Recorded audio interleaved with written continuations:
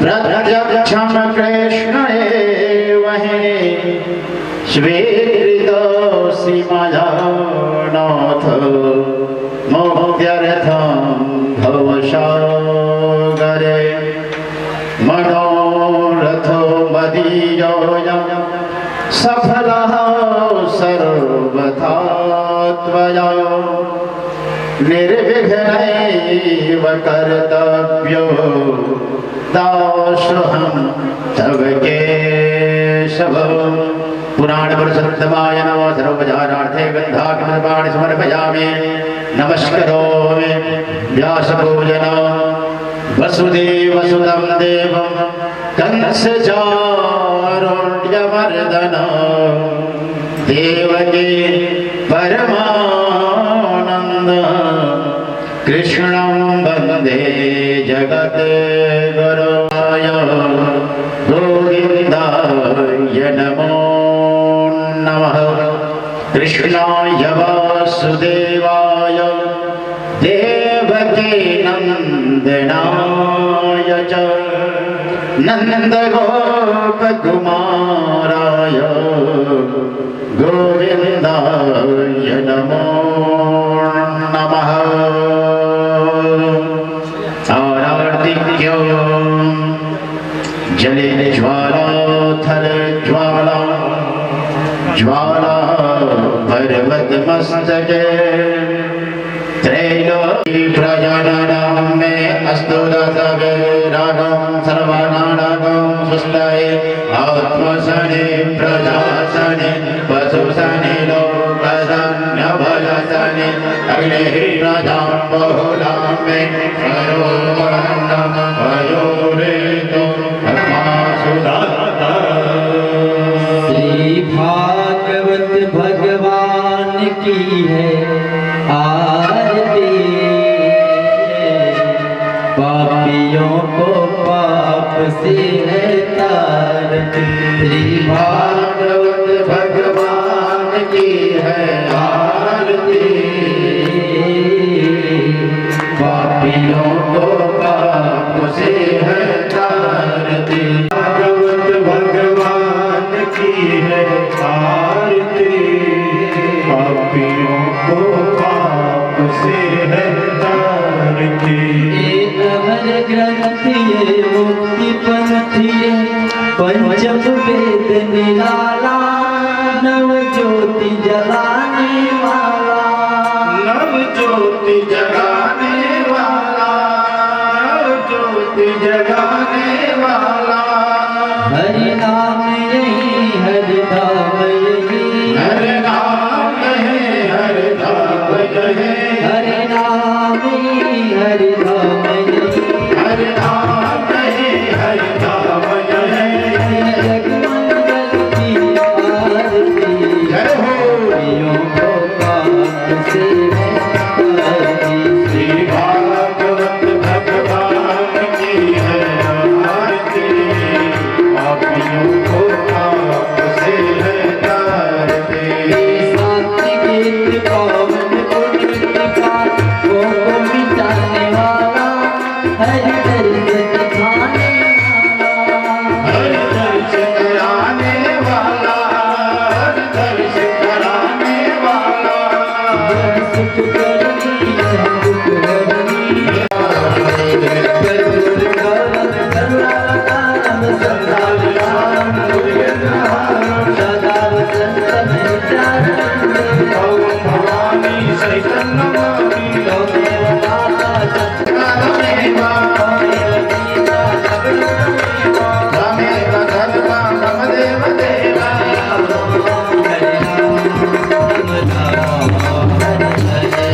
हरे कृष्णा कृष्ण कृष्ण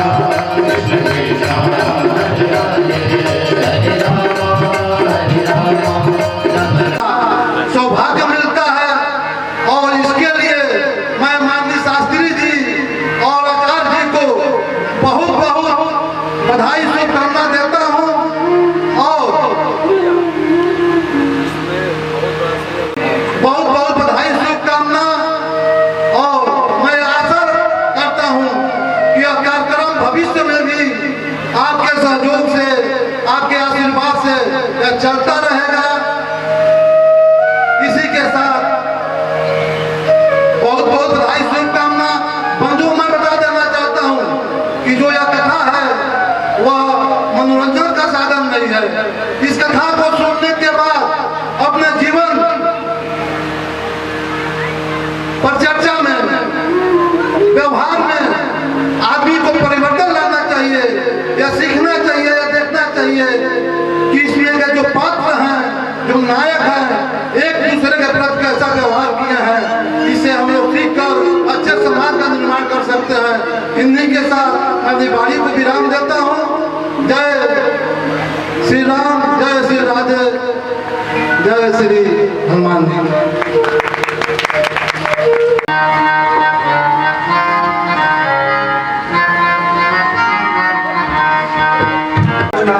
कहना है कि कहते हुए बाणी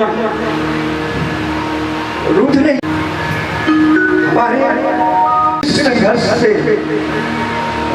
विद्यालय और अतिथियों के सत्कार के लिए माल्यार्पण का भार मेरे ऊपर होगा, जो आज भी निर्वहन करते हैं, चले आ रहे हैं, और मैं इसके लिए बहुत बहुत आभार। इन्हीं शब्दों के साथ कार्यक्रम को आगे बढ़ाया जाए। मंगलम मंगलम मंगलम मंगलम मंगलम। कथा व्यास के विराजमान संस्कृत वाङ्मय श्रीमद् भागवत कथा एवं मानस सर्वज्ञ परम आदरणीय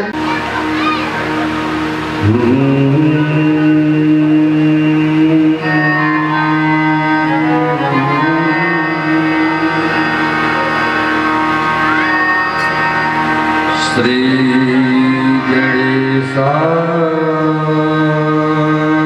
नमः।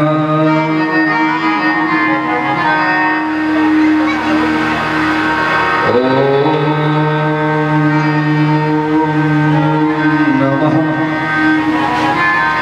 परमहंसा स्वादित चरण कमल चिन्ह मकरंदा भक्त जनमानस निवासाय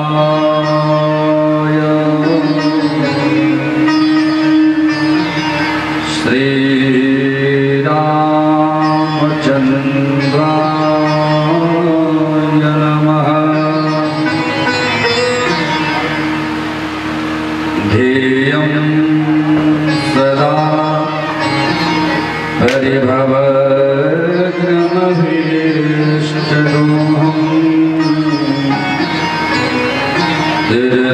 तीर्थास्पदं शिवविरचिनुतं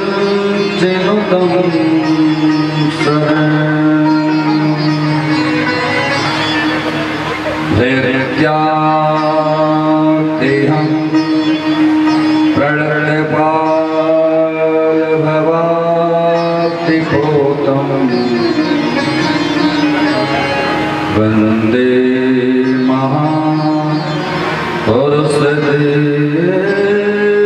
चरणारविन्दम्।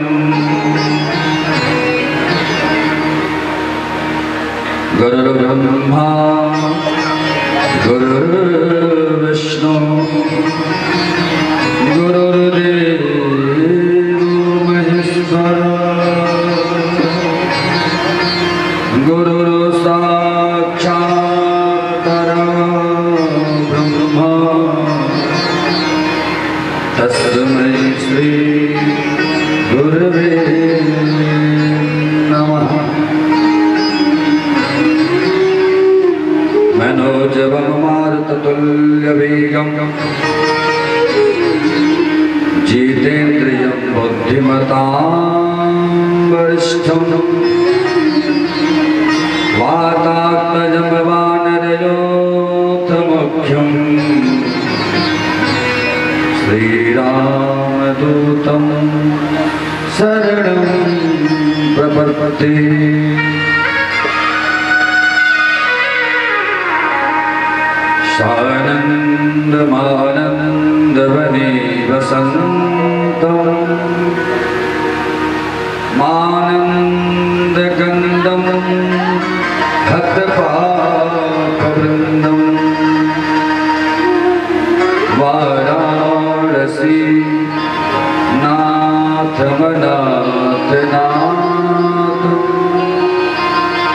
श्री विश्वनाथं शरणं प्रपद्ये।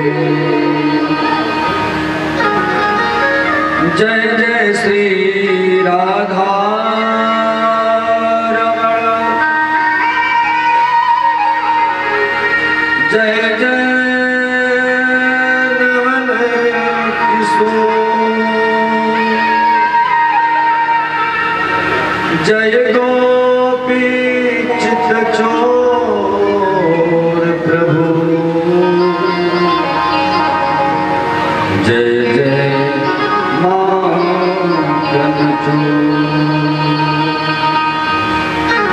श्री राधे मेरी स्वामिनी,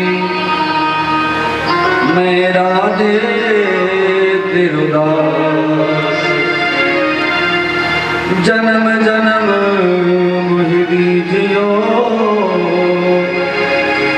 श्री वृंदावन को।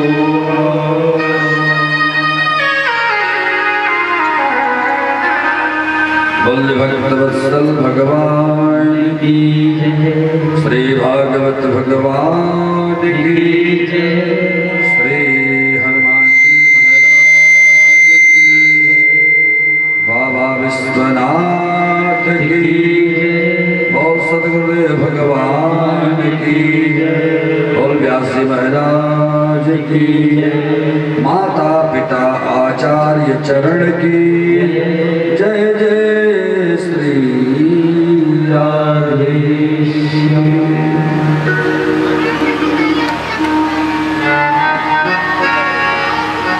अनंत श्री समलंकृत अकारण करुणावरुणालय पीताम्बरधारी लीला बिहारी श्री भाग्य बिहारी जी की वांग में विग्रह श्री भागवत भगवान जी राधाष्टमी कथा महोत्सव में आवाहित चराचर जगत के समस्त देवी देवतागण, हनुमान जी महाराज, बाबा विश्वनाथ, मैया पार्वती के चरणों में अनंत बार प्रणाम करते हुए उपस्थित समस्त संगीतज्ञ वृंद, विद्वद वृंद, भगवत भक्त वृंद एवं आज मेरे इस छोटे से प्रांगण की महिमा बढ़ गई, गरिमा बढ़ गई। आप सब अतिथियों का आगमन, आज मैं यदि कुछ बोल पा रहा हूँ, पढ़ पा रहा हूँ, लिख पा रहा हूँ, ऐसे हमारे प्रारंभिक गुरु आदरणीय प्रिंसिपल साहब, हम सबके बड़े भाई अभिभावक, किसान युवा मोर्चा के प्रदेश अध्यक्ष हमारे आदरणीय सियासन पांडे और पप्पू भैया, हमारे दिन रात एक साथ चलने वाले मनीष भैया, आप अध्यापक हैं, वकील साहब, पेशे से पत्रकार भी हैं आप, अशोक राय जी, अरविंद भैया आदि तमाम हमारे अतिथिगण आज पधार करके हमारे इस छोटे से प्रांगण की महिमा को आपने बढ़ा दिया। और हमारे अनुज जो आजकल अपने जनपद में एक विद्वता की श्रेणी में अपना जगह बनाए हुए हैं, आचार्य हमारे रविकर शास्त्री जी, तमाम उपस्थित हमारे समस्त श्रोतृवृंद, मातृशक्ति एवं बाल वृंद, युवा वृंद, आप सभी को श्री राम में सब जग जाने इस भाव से सभी को प्रणाम करते हुए सभी के लिए मंगल शुभकामनाएं करते हुए आइए मन और वाणी को पावन करते हैं। रमण हरि बोल, जय जय राधा रमण हरि बोल, जय जय राधा रमण हरि बोल, जय जय राधा रमण हरि बोल, जय जय राधा रमण हरि बोल, जय जय राधा रमण हरि बोल, जय जय राधा रमण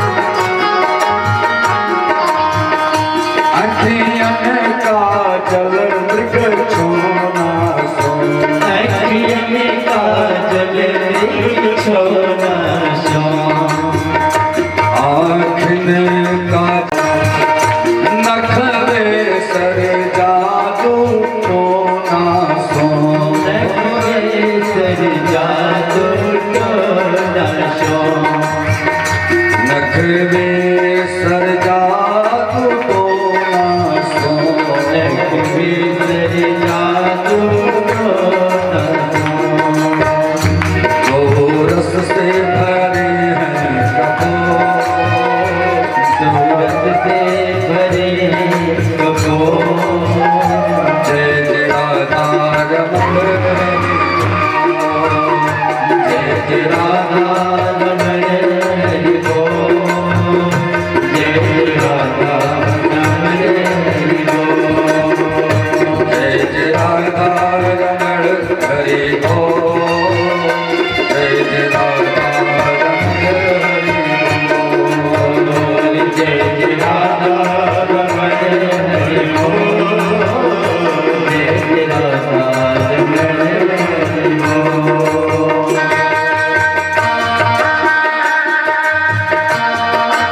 पीछे और कुर्सियों में लगे जाएं।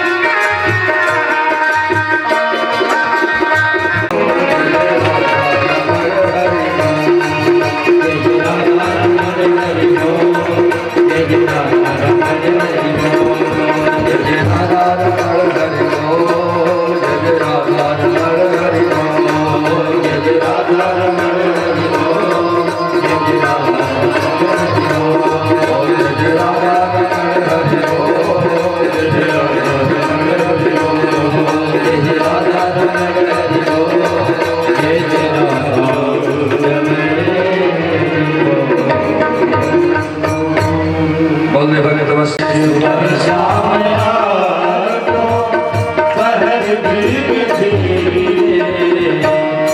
जा रही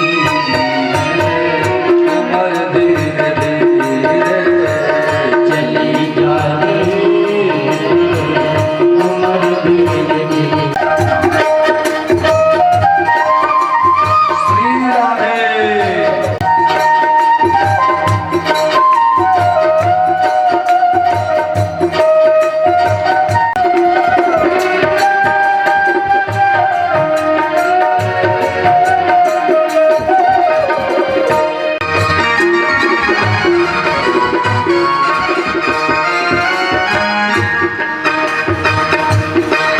बचपन भी बीता जवानी भी जाए जवानी भी जाए बचपन भी जाए जवानी भी जाए जवानी भी जाए बचपन भी जाए बचपन भी जाए बचपन भी जाए बचपन भी जाए बचपन भी जाए बचपन भी जाए बुढ़ापे का हो असर धीरे धीरे बुढ़ापे का होगा असर धीरे धीरे बुढ़ापे का होगा असर धीरे धीरे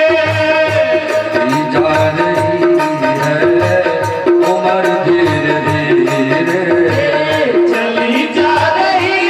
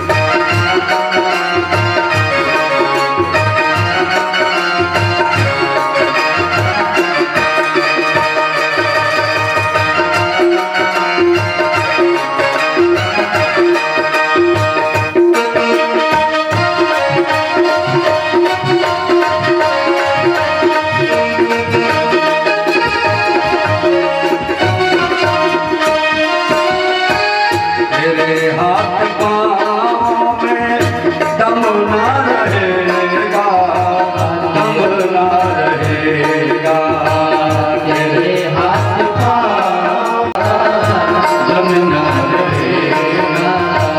तेरे हाथ पाँव में दम ना रहेगा, दम ना रहेगा।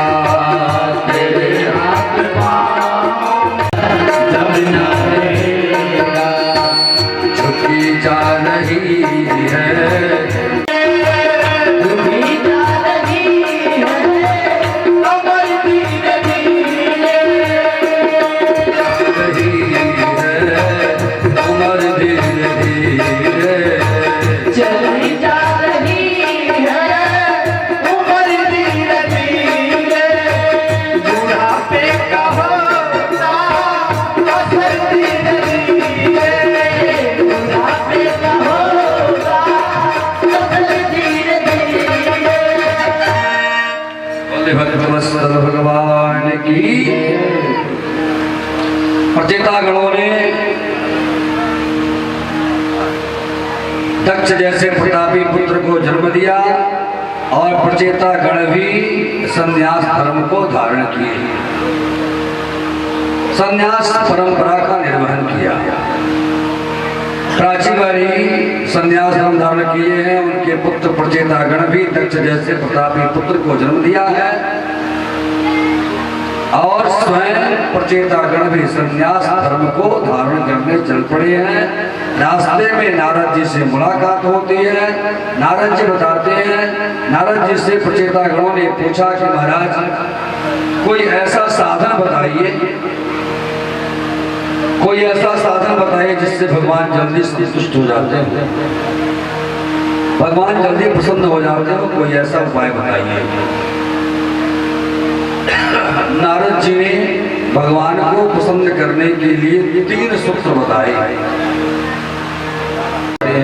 आसु तुष्यति जनार्दन, भगवान जल्दी प्रसन्न हो जाते हैं। कैसे? दयाया सर्वभूतेषु संतुष्टया येन केनवा सर्वेन्द्रियोपशान्त्या च तुष्यत्यासु जनार्दनः। दयाया सर्वभूतेषु, सभी प्राणियों पर दया करें, सभी जीवों पर दया करें, क्योंकि हमारे धर्म के मूल में दया है। दया धर्म का मूल है। जीवों पर दया करें। हाँ, दया करें, बस दया करें। दया करना आपका काम है, उसमें आसक्त मत हो। दया करना आपका धर्म है, उस जीव में आसक्त हो जाना ये गलत बात है। माना कि आपके सामने कोई जीव संकट में है, आप उसके प्राणों की रक्षा यदि हो सके तो करिए, हर संभव प्रयास करके उसके प्राणों की रक्षा करिए। अब प्राणों की रक्षा कर दिए, आपकी जिम्मेदारी खत्म। अब ऐसा नहीं कि अब प्राणों की रक्षा हो गई तो अब आप दिन रात उसके पीछे पीछे घूमते रहिए, का तार हाल चल रहा, आवा हमारा घरे रहा। संतुष्ट रहें, जो भी आपके पास है उसे में आप संतुष्ट रहें। संतोषम परमम सुखम, संतोष में ही सुख है, संतोष में ही सुख है। प्राप्त ही पर्याप्त है, अन्यथा सर्वत्र दुख व्याप्त है। यदि प्राप्त में संतुष्ट नहीं हो तो दुख सहो। इससे भी भगवान प्रसन्न होते हैं। यह भी एक भगवान की भक्ति है, जो है उसी में संतुष्ट रहे। और तीसरा, सर्वेन्द्रियोपशान्त्या, इंद्रिय समन, अपने इंद्रियों का समन करके रखें, इच्छाओं को, कामनाओं को दबा के रखें। इन 3 सूत्रों को यदि जीवन में अपना लिया जाए तो नारद जी कहते हैं आसु तुष्यति जनार्दन, भगवान नारायण जल्दी ही प्रसन्न हो जाते हैं। बोलो भगवत वत्सल भगवान की। इस प्रकार दूसरे की संपत्ति को, दूसरे के स्त्री को, दूसरे के बच्चों को जो जीव हरण करता है, चुराता है, उसे मरने के बाद यम के दूत ले जा करके तमिश्क नामक नरक में डाल देते हैं। वहां की स्त्री क्या है? वहां की स्त्री ये है, वहां की जो भूमि है तांबे के समान है और वह भी आग के समान तप रही है, जल रही है। जीव को ले जाकर के वहीं छोड़ दिया जाता है। यह जीव संतप्त भूमि में वहीं बड़ा बड़ा भयंकर कष्ट पाता है। प्रिया बंधुओं, आजकल भोजन बिगड़ गया है लोगों का, भोजन बिगड़ गया है। भोजन में जीवों को लोग आज भोजन बना रहे हैं। जीवों को काट कर जो अपना भोजन बनाता है, यम के दूत उन्हें पकड़ कर ले जाते हैं और कुंभी पाक नरक में खौलते हुए तेल के कड़ाह में ले जाकर के इसी जीव को उसी में छोड़ देते हैं। जिस तरह से तुम अपने जीवन काल में जीवों को काट करके कड़ाही में भूजे हो, आओ तुम भी यही भुनो, यही तलो भुनो।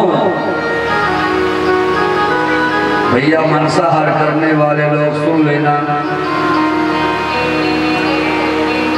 आगे अपने घरों में आए हुए अतिथियों के प्रति जो दुर्व्यवहार करता है। बहुत से परिवार में ऐसे हैं, यदि कोई अतिथि आ गया तो उनके साथ सद्व्यवहार नहीं होता, दुर्व्यवहार किया जाता है, गिरे नजरों से देखा जाता है, क्रोध की निगाहों से देखा जाता है। प्यारे सुखदेव जी कहते हैं, राजन, इस प्रकार का जो व्यवहार करता है उसे यम के दूत पकड़ कर ले जाते हैं और वज्रतुंड नामक नरक में डाल देते हैं। वहां बड़े बड़े गिद्ध हैं जो तुम्हारे आंखों को निकाल निकाल करके नोच नोच करके खाते हैं। परीक्षित कांप गए, महाराज अब मत सुनाइए, बहुत हो गया। इन्हीं नरकों के वर्णन के साथ पंचम स्कंद की कथा विश्राम, कथा प्रवेश करती है 6वें स्कंद में। परीक्षित ने पूछा कि महाराज, आखिर भगवान ने ये नरकों को क्यों बनाया, इसकी क्या जरूरत पड़ गई? सुखदेव जी कहते हैं, राजन, जिस तरह से कपड़े धुलने के लिए धोबी घाट बनाए गए हैं, उसी तरह से ये नरक जीवों के कर्मों की धुलाई के घाट। जीव अपने कर्मों की धुलाई करता है वहां जाकर के, और इसके प्रमाण स्वरूप श्री सुखदेव जी अजामिल उपाख्यान राजा परीक्षित को समझाते हैं। अजामिल नाम का ब्राह्मण, कर्मकांडी ब्राह्मण है, यश कमाया, नाम कमाया है। एक रोज किसी वेश्या को परपुरुष के साथ गमन करके देख लिया, दृष्टि दोष हुआ और अजामिल उस वेश्या से प्रेम करने लगा, अपने घर लाया है। धीरे धीरे अजामिल की वृत्ति बिगड़ गई है। जिन घरों में जाके पूजा पाठ कराया है उन्हीं घरों में अब डकैती करना शुरू कर दिया है। संतों को चिंता हुई, संत पधारे हैं, अजामिल घर पर नहीं है। अजामिल की पत्नी वेश्या पत्नी जो है वही घर पे है। संतों ने भोजन की याचना की। वेश्या कहती है, सरकार, हम अधम हैं, पतित हैं, हमारे हाथों का भोजन आप कैसे कर पाओगे? संतों ने कहा, लाओ हम स्वयं बना लेते हैं। संतों ने स्वयं भोजन चिताया है, पाया है, विश्राम किया है। अजामिल आया है, संतों को देख करके बड़बड़ाया, अजामिल की पत्नी मना की है, मना करने पर अजामिल मान जाता है। संतों ने कहा अजामिल चलते चलते एक दक्षिणा दे दो। अजामिल तुम्हारी पत्नी गर्भ से है, जो जन्म लेगा उस पुत्र का नाम तुम नारायण रख देना।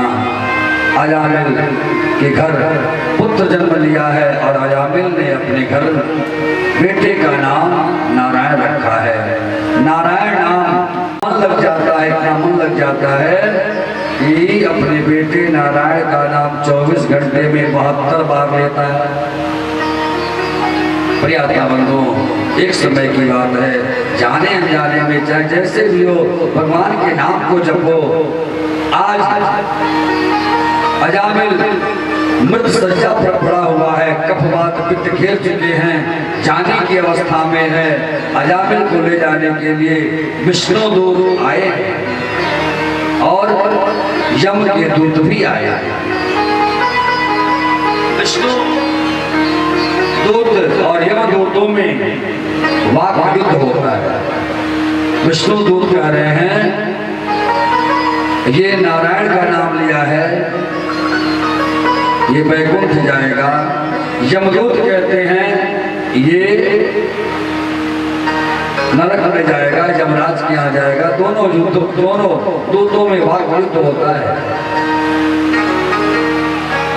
अजामिल सज्जा पर पड़े पड़े देख रहा है। अंततः विष्णु दूतों की विजय हुई और विष्णु दूत वहां से वापस चले हैं, यमराज के दूत वहां से भग चले हैं। अजामिल को ज्ञान हुआ और अजामिल घर गृहस्थी का त्याग किया है और जाकर के तपस्या किया और वही पापी अजामिल वैकुंठ का अधिकारी बना।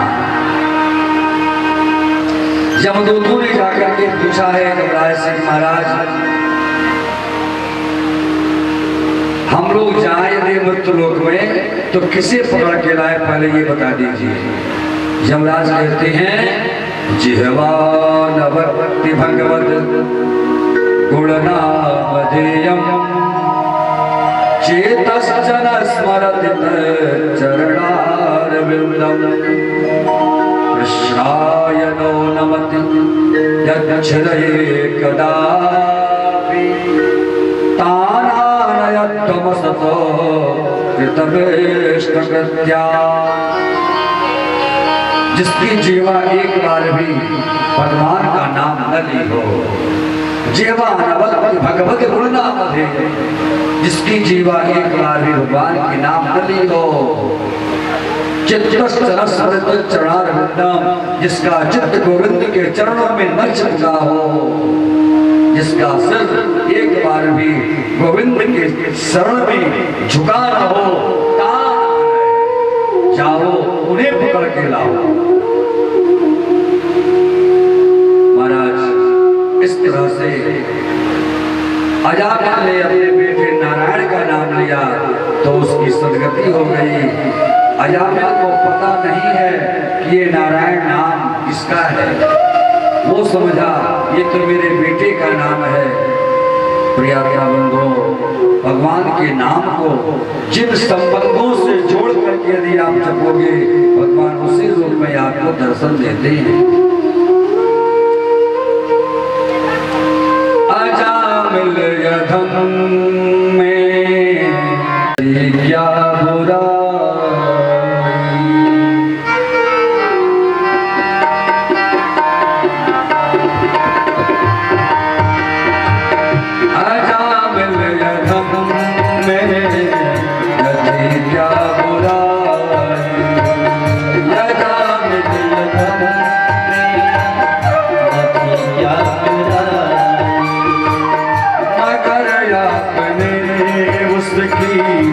बिगड़ी बनाई हो, मगर आपने बिगड़ी बनाई। खड़ी मौत की उसके निकट जब है आई, खड़ी मौत की उसके निकट जब है आए, तो बेटे नारायण की हैरत लगाई, तो बेटे नारायण की हैरत लगाई। तुरंत खुल गए उसके, तुरंत खुल गए उसके कुंड द्वारे। यही नाम हो मुख में, हरे तुम हमारे हमारे, हरे कृष्ण गोविंद मोहन मुरारे। यही नाम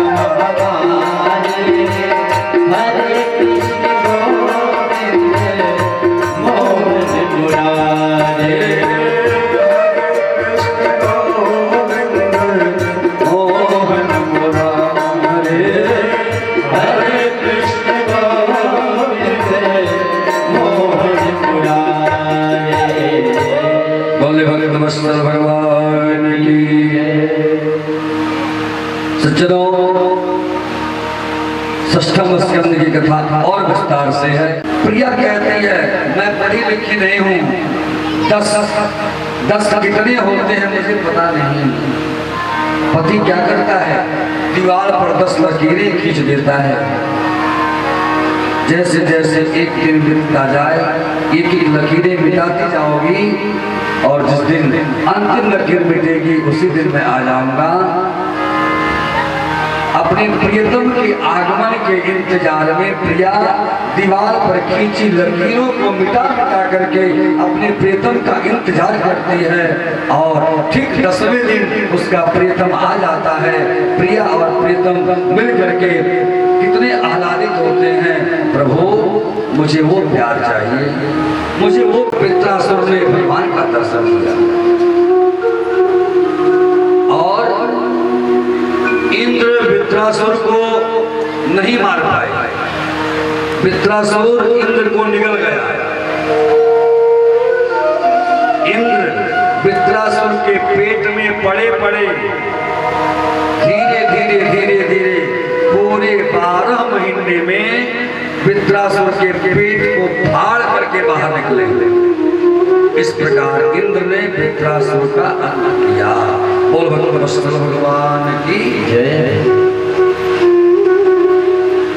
सज्जनों, कथा प्रवेश करती है सप्तम स्कंद में। सप्तम स्कंद में प्रहलाद चरित्र की कथा आती है। हिरण्यकश्यप और हिरण्याक्ष को भाई होते हैं, आप सभी जानते हैं। हिरण्याक्ष का वध वराह भगवान ने किया है पीछे कथाओं में। जिस दिन से हिरण्याक्ष का वध हो गया हिरण्यकश्यप, उसी दिन से भगवान का बैरी बन गया है। बहरहाल पीछे की बातें छोड़िए। हिरण्यकश्यप के घर में प्रहलाद जी का जन्म होता है। प्रहलाद जी जन्म से ही भक्त हैं, भगवान के द्वादश मानते हैं। और नरसिंह भगवान प्रकट होकर के विरोधाभास को बचाते हैं। जो जिस भाव से भजता है भगवान उसे उसी रूप में दर्शन देते हैं। हिरण्यकश्यप ने शत्रु के रूप में भजा, भगवान नारायण शत्रु के रूप में प्रकट हुए।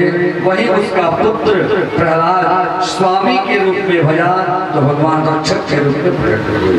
बोलो बोलो वत्सल भगवान की जय। भगवान पे कभी संदेह मत करना। भगवान न तो किसी को मारते हैं और न ही किसी को बचाते हैं। जो जिस तरह से नारायण ने गज और ग्राह का उद्धार किया। गज ग्राह, हर जीव गज है। इस संसार रूपी सरोवर में आता है, संसार की सुंदरता को अपने पुरुषार्थ के बल से मिटाना चाहता है।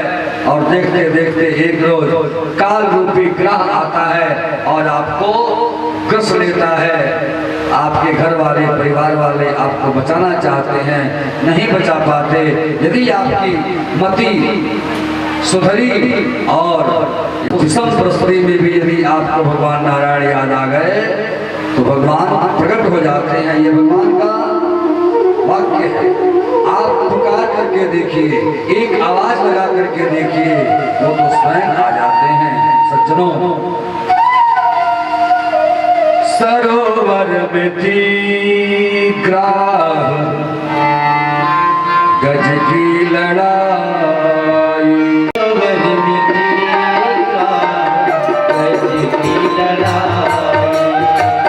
सरोवर मिट्टी ग्राह गज की लड़ाई सरोवर मिट्टी ग्राह गज की लड़ाई तो गजराज की शक्ति कुछ काम न आई तो गजराज की शक्ति काम न आई मदद जब कहीं से ना उसने है पाई मदद जब कहीं से उसने न पाई दुखी हो के आवाज हरि को लगाई दुखी हो गया हरि को लगाई करुण छोड़ नंगे करुण छोड़ करुण छोड़ नंगे पाव पधारे यही नाम हो मुख में हरदम हमारे हमारे हरे कृष्ण गोविंद मोहन मुरारे यही नाम हो मुख में हरे तुम हमारे हरे कृष्ण गोविंद मोहन मुरारे हरे कृष्ण गोविंद मोहन मुरारे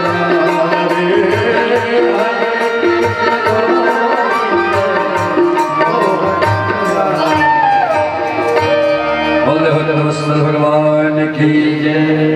एक बार दुर्वासा जी का अपमान किया गया। दुर्वासा जी के द्वारा दिया गया प्रसाद इंद्र ने अपमानित कर दिया, उसका दुराग्रह कर दिया। दुर्वासा जी के श्राप बस इंद्र को स्त्रीहीन होना पड़ा और जैसे ही इंद्र कमजोर हुए असुरों ने स्वर्ग पर आक्रमण बोल दिया। देवता भगे भगे श्री हरि विष्णु के पास गए। भगवान विष्णु ने उपाय बताया, आप लोगों को अमृत पीना पड़ेगा, अमर होना पड़ेगा। अमृत मिलेगा कहाँ? भगवान ने उपाय बताया, समुद्र मंथन किया जाए। समुद्र मंथन सबके जीवन का मंथन है। हम सभी संसारिक लोगों के जीवन का मंथन है समुद्र मंथन। जब आप समुद्र मंथन करोगे, आप अपने जीवन का जब मंथन करोगे तो सबसे पहले काम क्रोध मद लोभ रूपी विष निकलेंगे। मंथन करोगे तो यही काम क्रोध मद लोभ सब विष नजर आएंगे आपको। और आप सभी जानते हैं हलाहल बस विष निकला, भगवान शिव को दिया गया और भगवान जगत के कल्याण के लिए, जगत के कल्याण के लिए जहर किए हैं। अपने लिए नहीं दिए हैं, जगत के कल्याण के लिए दिए हैं। तो जो जगत के कल्याण के लिए जहर किया है तो क्या उसके लिए प्रणाम करना नमस्कार करना भी हम भूल जाए? आइए एक लाइन में गुनगुनाते हैं, कथा को आगे बढ़ाते हैं। चलना है भगवान के जन्मोत्सव तक, थोड़ा समय लग गया। जटाजूट बरवाल हरे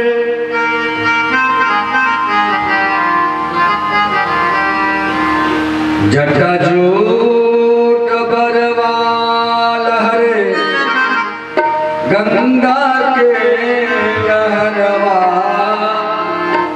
हो राम जहरवा पियलना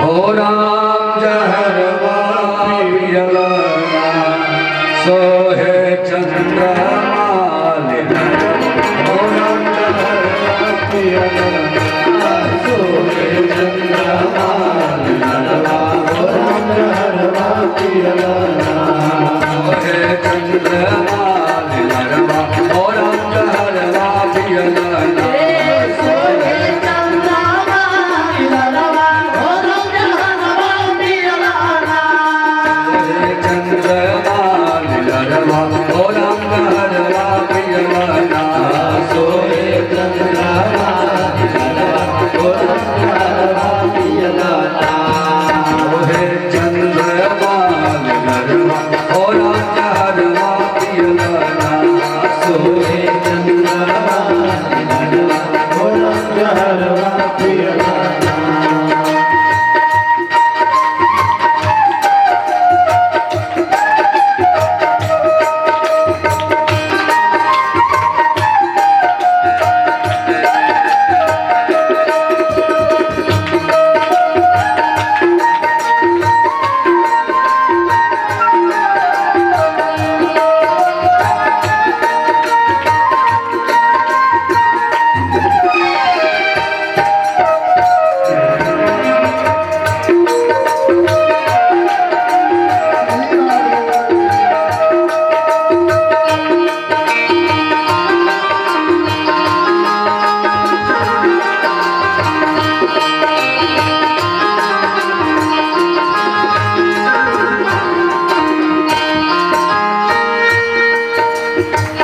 गरवा में लटके आज गरवा पीस धरवा हो रंग हरवा पियलना गरवा में लटके आज गरवा पीसा हरवा रंग हरवा पियलना हो रंग हरवा पियलना हो रंग हरवा पियलना बहिरे मुंडिया के हो रंग हरवा पियलना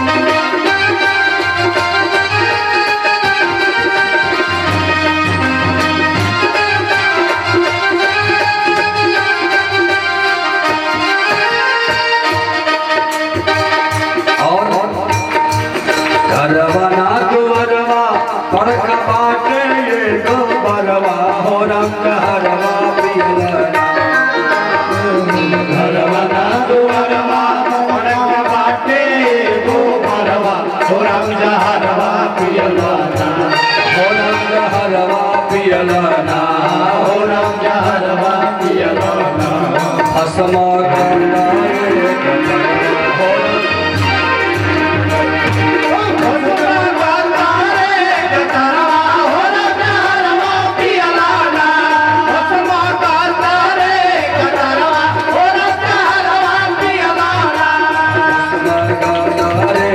हरवा हो रंग हरवा पियलना बोल भगवान भोलेनाथ की जय हो नाम प्रभाव जान शिवनी को काल कोट फल बिंद अमई को काम क्रोध मद लोभ रूपी विष का पान आप कब कर सकते हो जब आपके पास राम नाम रूपी जड़ी होगी तब भगवान शिव भी अपने बल पे विष पान नहीं किए वो राम नाम की मर्यादा जानते हैं राम नाम का क्या महत्व है क्या महिमा है ये जानते हैं राम नाम के प्रभाव के आधार पर प्रभाव के पुरुषार्थ पर हमारे भोलेनाथ ने र और म के बीच में विष को दबा दिया और वो विष भी अमृत बन गया। बोलो भक्तों भगवान की जय। बड़ा मंथन हुआ है, कामधेनु प्रकट हुई, ऋषियों को दी गई, चंद्रमा प्रकट हुए, भोलेनाथ को दिए गए, उच्च घोड़ा निकला। राजा बलि को दिया गया, ऐरावत हाथी निकली इंद्र को दिया गया, कौस्तुभ मणि निकली भगवान के गले में दी गई। और अब की बात चमचमाती हुई साक्षात बिजली की तरह लक्ष्मी मैया का प्राकट्य हुआ। वो लक्ष्मी मैया की, और लक्ष्मी मैया ने श्री हरि नारायण के गले में माला डाल दिया। नारायण का नाम पड़ गया लक्ष्मी नारायण भगवान की। पुनः मंथन हुआ, बारुणी प्रकट हुई जो दानवों की दी गई। और अब की बार स्वयं श्री हरि धन्वंतरी का रूप धारण करके और अमृत का कलश लेकर के बाहर निकलते हैं। बोल धन्वंतरी भगवान की। अमृत निकलते निकलते ही देवताओं और दानवों में भयंकर युद्ध छिड़ गया। भगवान ने अपना मोहिनी रूप धारण किया, दानवों को मोहित किया, मोहवश दानवों को अमृत पान करने से वंचित किया और देवताओं को अमृत पान करा दिया। अमृत पी करके देवता अमर हो गए और ढूंढ ढूंढ करके दानवों को मारने लगे हैं। देवासुर संग्राम छिड़ गया। इस महासंग्राम में राजा बलि भी मारे गए। शुक्राचार्य के द्वारा मृत संजीवनी विद्या का प्रयोग किया गया। पुनः बलि जीवित हो गए। बलि ब्राह्मणों के भक्त बन गए। शुक्राचार्य के आदेशानुसार राजा बलि यज्ञ करने लगे हैं। यज्ञ करते करते करते करते 99 यज्ञ पूरा हुआ। 100वां यज्ञ प्रारंभ है। अदिति मैया को चिंता होने लगी, अब तो धीरे धीरे स्वर्ग पर आधिपत्य राजा बलि का हो जाएगा। कश्यप महामुनि ने अदिति मैया को पयोव्रत का विधान बताया है। कश्यप महामुनि के आदेशानुसार अदिति मैया ने पयोव्रत का विधान किया और अदिति मैया के उदर से स्वयं नारायण वामन भगवान के रूप में प्रकट हुए। बोल वामन भगवान की। वामन भगवान का प्राकट्य हुआ। सबने मिलकर के, देवताओं ने मिलकर के वामन भगवान का यज्ञोपवीत संस्कार किया है। प्रियात्मा बंधुओं, आज एकादशी तिथि है। कल जो द्वादशी तिथि होगी वो वामन द्वादशी के नाम से जानी जाती है। वर्ष की 24वां एकादशी का जो फल है वो कल वामन द्वादशी यदि कोई व्रत कर लेता है तो 24वां एकादशी व्रत करने का फल मिलता है। वामन द्वादशी, इसलिए यदि कोई एकादशी व्रत न कर पावे पूरे वर्ष में तो कम से कम उसे भादो महीने के शुक्ल पक्ष द्वादशी तिथि को व्रत कर लेना चाहिए। संपूर्ण एकादशी व्रत का फल मिल जाता है। भादो महीना शुक्ल पक्ष द्वादशी तिथि दिन के 12 बजे में भगवान वामन का प्राकट्य हुआ। यज्ञोपवीत संस्कार किया गया है। देवताओं ने अपना अपना भेंट प्रदान किया है। भूदेवी ने चरण पादुका दी है, माता अदिति ने लंगोटी पहनाई है, कश्यप महामुनि ने मेखला पहनाया है, आकाश ने छत्र दान दिया है, कुबेर ने भिक्षा का पात्र दान दिया है।